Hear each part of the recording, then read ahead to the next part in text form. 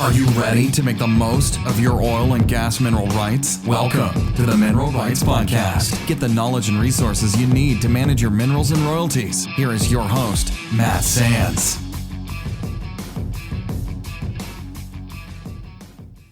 Hello and welcome to the Mineral Rights Podcast. I'm your host, Matt Sands, and I'm joined by my co-host, Justin Williams, and we're here to help you make the most of your minerals and royalties.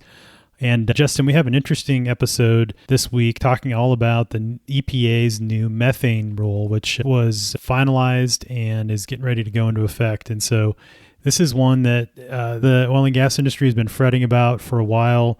There's some uncertainty now with Trump getting reelected if it will actually even come to fruition. But I think it's important to understand just in terms of the regulatory environment that the oil and gas industry is in, and if it does end up living past the inauguration, so to speak, what it could mean for oil and gas producers. So we're going to break that all down today. But what did you think as we were kind of doing the research and reading about this? You know, I don't think it's surprising. We've talked about in Colorado how this is something that really has already been put into place. So as the states have gotten that set up, it's not really super surprising to see the federal come behind them and put some kind of regulations in place. But yeah, I mean, they're pretty strict as they're laid out currently. So whether they completely go away, I don't know, but maybe they're going to relax them some or make some modifications. But yeah, I don't think it's a surprise, Matt. We've been focusing on methane now for many years. Yeah, that's a great point. Here in Colorado is probably the most stringent environmental regulations in the country besides California. And they imposed methane rule back in, I think it was 2022 maybe. But basically what we've been dealing with in Colorado and what operators have implemented is methane measurement and reporting regulations. And effectively what it does is it puts the onus on the operators to make sure that the natural gas stays in the pipe, right? The methane doesn't get emitted to the atmosphere, and they do leak detection. And so it's something where the whole revamp of the oil and gas industry in Colorado in 2019, Senate Bill 19-181, which basically changed the mission of the oil and gas regulator in Colorado and came up with a bunch of different rules, and including this methane emissions and monitoring. And so this leak detection thing is not a new situation for the oil and gas industry, but this going to the entire country through the EPA is a new evolution of this. So let's talk about what exactly it is. So the EPA just finalized rules implementing a charge on methane emissions from oil and gas operations.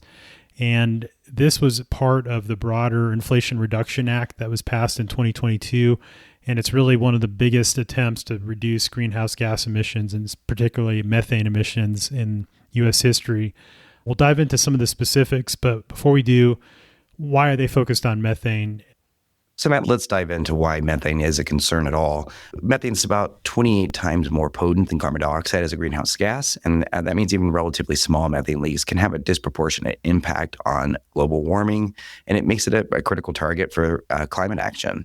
It's a primary component of natural gas. When natural gas is extracted, transported, or processed, methane can escape into the atmosphere through equipment leaks, venting, and incomplete combustion during flaring. Oil and gas operations are major sources of methane emissions, often through leaks and routine operations.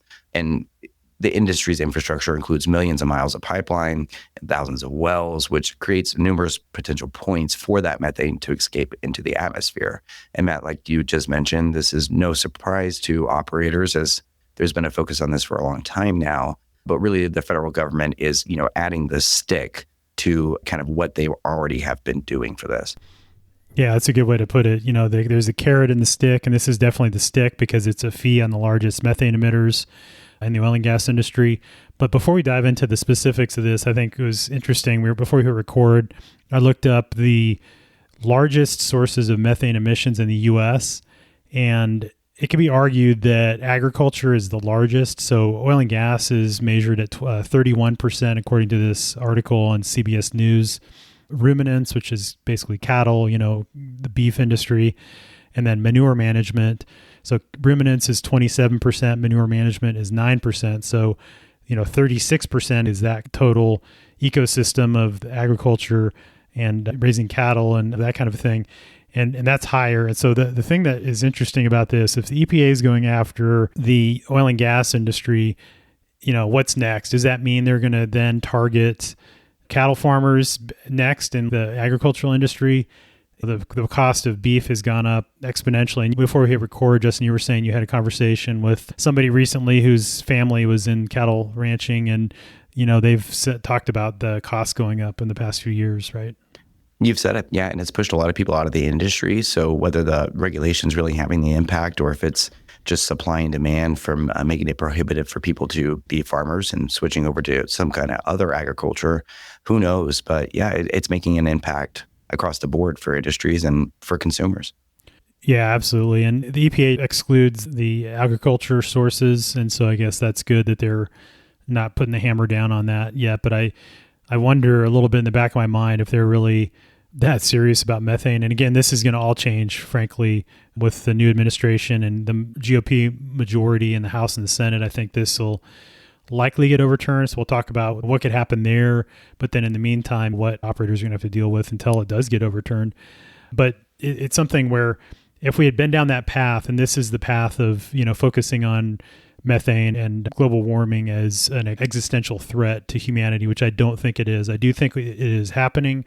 I do think it is something we need to manage, but we manage it through adapting and through technology and through, looking out for what's best for the global environment, not just, the environment in Colorado or California or Texas or you name it in the United States. We're doing things right now policy-wise that is very short-sighted from the global holistic view of emissions and things like that. So we're clamping down here in the U.S. while as China is building like half a dozen new coal-fired power plants every week. And so it's really having no impact on the overall as far as carbon emissions and global warming. So it's like a very minuscule amount. We're penalizing companies here in the U.S. for something that we're not having the same standards globally. So that's kind of my issue with the whole thing. But ultimately, if they're going down this path and if they were going to continue that type of regulation, if the methane rule clamps down on the agricultural industry, you talk about, probably doubling the price of your steak. So yeah, shake your rancher's hand, go find somebody you can buy directly from, get a half a beef or a quarter beef. It's going to save you money. It'll be grass-fed, healthier anyway. Then that's public service announcement for today. But back to this EPA thing, Justin, I think when we look at biggest methane emitters, the oil and gas industry is definitely one of the largest, but you had to look at it in the holistic view, and it's not only. No, you said it, Matt. And, I think as we're about to talk about with some of the key points here, this can really end up gamifying an industry because it is so targeted at some of the largest emitters, and it creates opportunity for people to play the rules by splitting up entities and all kinds of things. So some of the key points going in here, this applies to facilities emitting over 25,000 metric tons of CO2 equivalent annually. And Matt, with methane, it's all broken down into CO2 equivalent. This threshold targets the larger operations while exempting smaller producers, creating a focused approach on the most significant emitters in the industry. And so that can be a little bit iffy long-term because it's not impossible to see in a decade that, operations have changed their structure to be smaller so that they don't meet the 25,000 metric ton threshold. They're changing the charging structure. So in 2024, it's going to be 900 per metric ton. And that initial rate is to try to encourage people to be early adopters of emission reduction technologies, which the crowd that they're targeting is likely already early adopters of the emission reduction technology. 2025, 1,200 per metric ton. And that's going to increase signals, escalating pressure on companies to reduce emissions and invest in better containment systems. And then 2026 and beyond, $1,500 per metric ton. And that is a really pretty significant financial incentive for companies to minimize their methane emissions through improved technology and operational practices. And what they're trying to do, Matt, is make it make more sense to, work with companies who this is what they do than it does to pay the fine to the government. So. Yeah, absolutely. And it's one of those things, if you look at this as a punitive fine, then certainly I could see, to your point, Justin, that companies like the Chevrons, the Exxon Mobils, the Shells, the Oxys, the really large companies that have a lot of focus on technology and focus on ESG in terms of like the environmental side of things and reducing methane emissions. And, especially those operators that are currently in Colorado, thinking about like Oxy, for example, or Chevron. They already are doing this in Colorado, so it's not a stretch for them to expand this to other assets. And I would be surprised if as they come up with like the standard design for their facilities and things like that, if it doesn't already include those types of things. So I think it'll probably be a fairly minimal impact on those types of companies that are for the new facilities that are getting built, that are proactively implementing these types of controls and monitoring. And then like they have their operators going out and, taking the methane emissions reading with the FLIR camera, the forward-looking infrared camera, to see where there's leaks and then going and fixing it. And so that whole process is something that a lot of those companies already have in place. The thing that I think is interesting, if you think about these extra steps they have to go through, is that may mean they have to hire an extra person, right, that goes around and takes pictures and reports the methane emissions. And like if I were a non-operated working interest investor, that means I'm probably going to have higher operating costs, right? There's going to be a higher overhead cost on the wells that these larger companies operate, because they have these additional requirements that are imposed by the EPA and state regulations and things like that. So I think there's knock-on effects as it comes to like the economic impact, because this stuff isn't free, right? So whether it's they're paying this to the government, and who knows what they're going to use it for within the government. It's probably not going to be something that's going to go to a beneficial use, really. So it's sort of like, okay, this money used to go to shareholders, right, with these companies, but now this is going to the EPA or to the government as a whole, and what is it going to get spent on? So that's sort of a side note on the financial impact of this and economic impact. But I think certainly it's a cost that's going to go into drilling new wells, that's going to go into the AFE costs or operating costs. And so it's going to affect the economics. Maybe it's going to affect, the marginal stuff that if it doesn't have robust gas pipeline infrastructure so they can do something with the gas, then they're not going to drill the well in those areas where they used to be able to flare at the state level. Although states are getting away from routine flaring anyway. But yeah, these are things that I think we all got to think about, and the whole, like, how's it going to affect the dynamic of the industry? No, you said it, Matt. It's a big change, and to think that it's not going to get passed down to anybody that they can pass it down to is certainly not the case.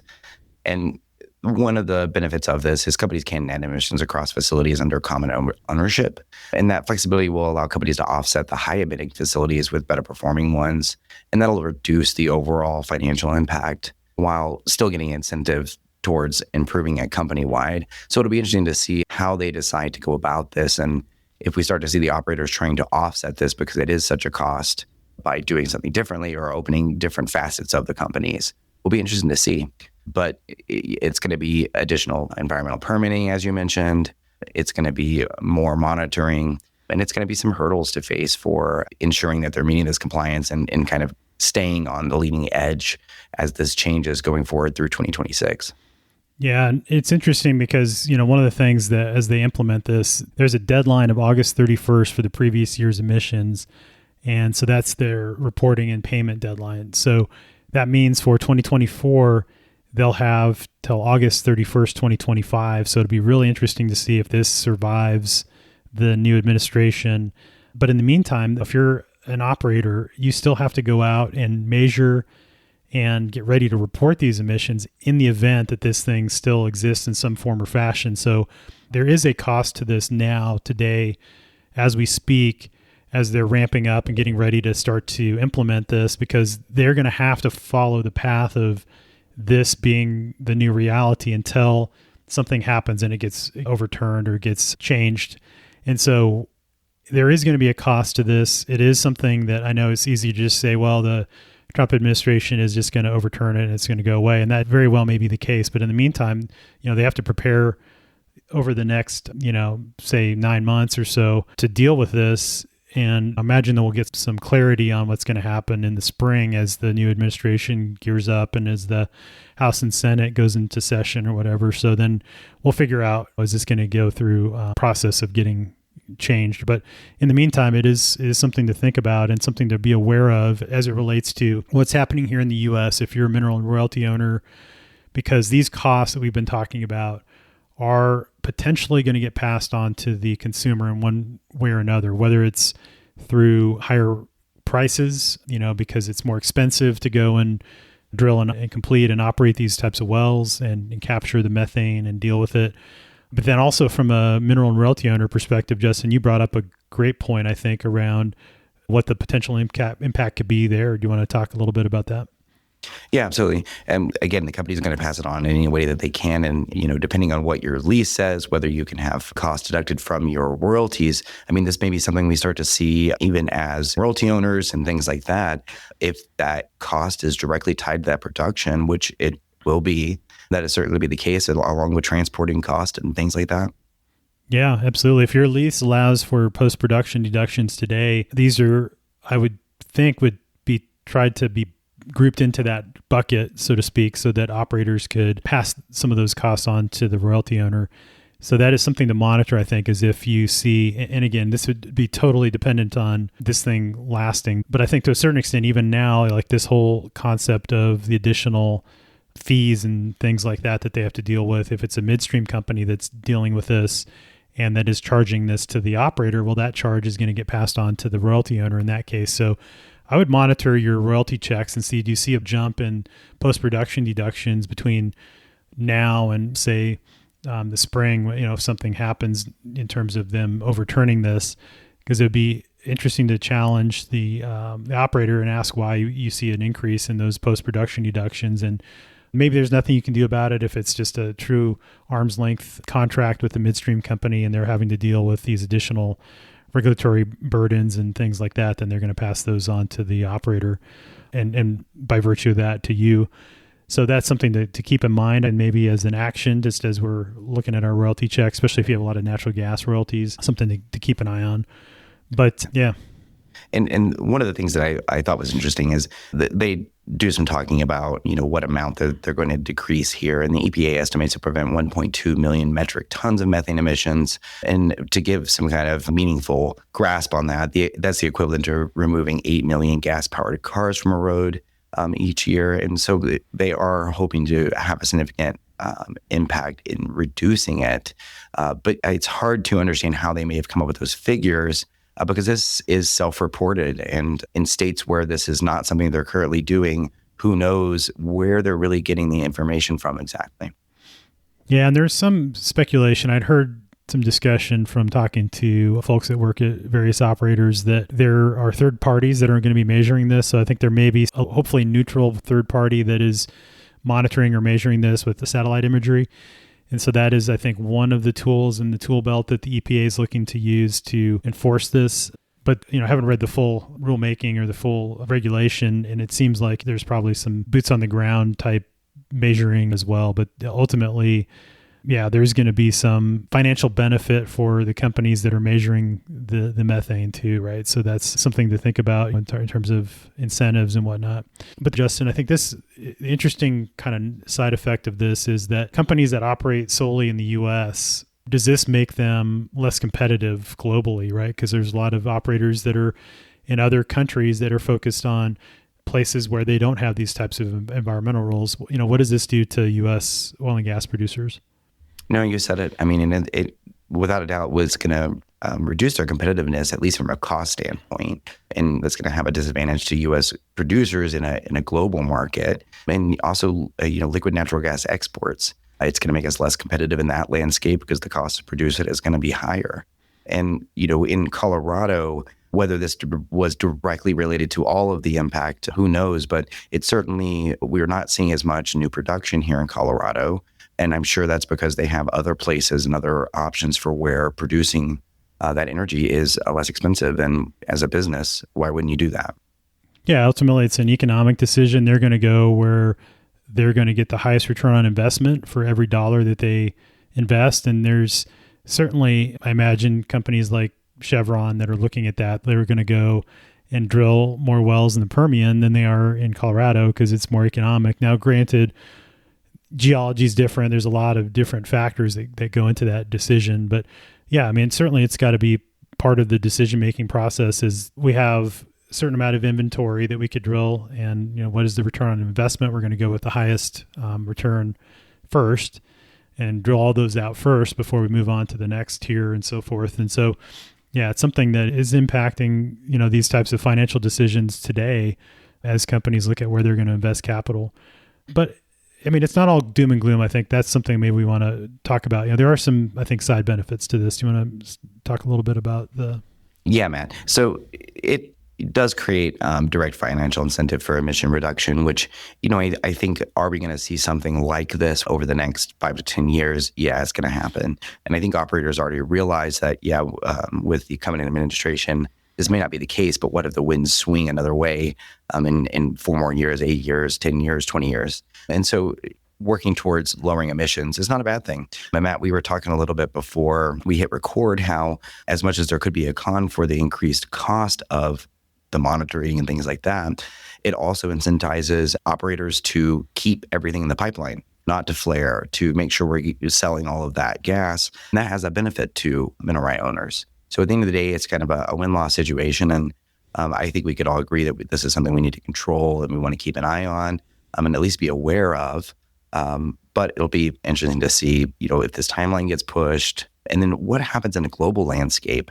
One of the things that I thought was interesting about this, Matt, was that it could be preemptive to the state's regulations, which could be interesting in that way. But who knows if the states are going to challenge that? So perhaps it'll make some states who decide to try to incentivize operators with either lowering their own regulations and fines, or what may happen in that sense. But good to see that they're getting better about monitoring and reducing the emissions. But it's a win and a loss, as expected.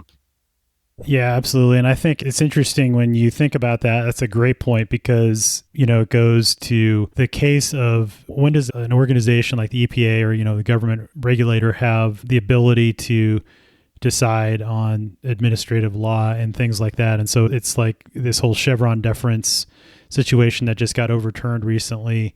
And basically it used to give, I think, the EPA and some of these other regulatory agencies a lot more control, and now it's not so much the case. So another side of that is, how much of that decision and that whole Chevron deference come into play in terms of how much of this, where the agency has excessive power or excessive control as it relates to the states deciding what to do. So that could be something that's challenged in court if this thing does survive, that the states decide, no, we're going to scrap that. Texas is made to say we don't believe that applies to us, and so we're going to do something different. And is that their right? So that's another question that could come up. But ultimately, to your point, I think it's good overall that we keep the methane in the pipe, right? Because then it means that more of it gets sold and we get paid higher royalties. So from that standpoint, I think it's the right thing to do.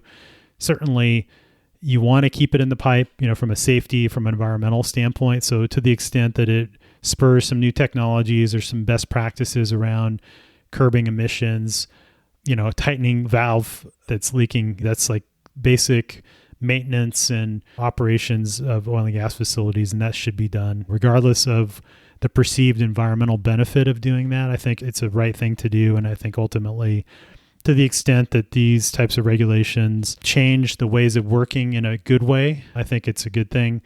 And it could spur some alternative investments in ways to handle gas where there's not a way to sell it into a pipeline. If you're exploring in an area that doesn't have all the natural gas pipelines in place yet, but then you're limiting routine flaring and you can't do that like they used to be able to, well, maybe what they do is they put generators on site and they burn that natural gas through a generator to generate power for AI data centers or for Bitcoin mining, like we've talked about in the past, where they use it just to plug into the grid and generate electricity. So it's something that there's a benefit to it because it could cause the industry to look into some more innovative practices and some different ways to address this issue. But ultimately, I think the way to close on this, Justin, is just thinking about what's going to happen next year. I think there's an interesting quote in an article that I came across on thehill.com. Do you want to talk about that? And maybe we can wrap this up and talk about where this might go next.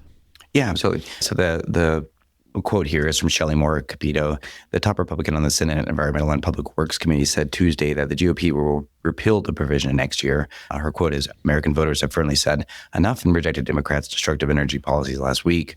Look forward to working with my colleagues and President Trump to repeal the misguided tax early in next Congress. And so there definitely seems to be plans to repeal this. But, like we mentioned before, I'm sure operators are still thinking about this in a long-term game. They don't see their business continuing only through the next administration.